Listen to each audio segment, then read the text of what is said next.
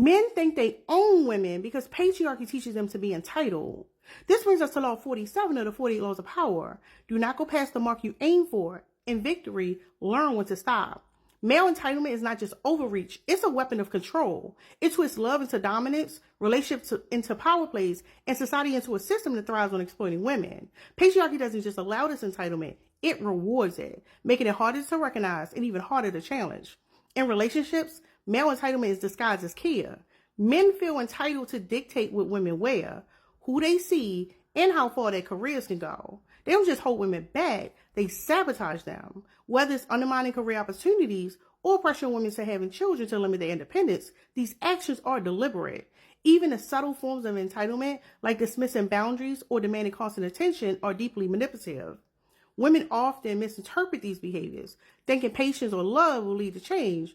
But entitlement isn't a phase, it's a deeply ingrained mindset patriarchy normalizes to maintain control. Male entitlement exists even in intimacy. Patriarchy frames sex as something men take, not something shared.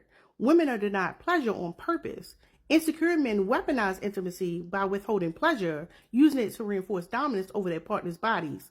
Over time, this dynamic erodes women's autonomy and self-worth, turning intimacy into another tool of oppression.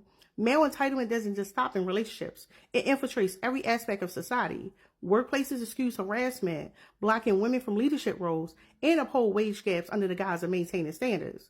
Online movements like Red Pill coach men to blame women for their struggles, excusing toxic male behaviors just how men are. Single mothers even vilified for being abandoned by the child's father, as though men's failure is their responsibility. These narratives aren't just accidental. They're crafted to shield men from accountability while forcing women to endure systematic inequality.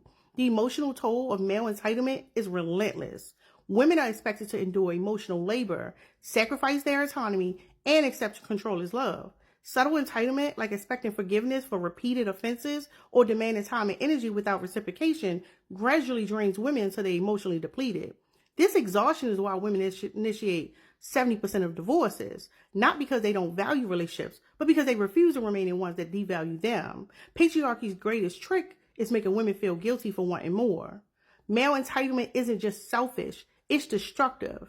It thrives on exploitation, silence, and the normalization of harm. It allows men to avoid consequences and dominate without remorse, all while making resistance feel futile.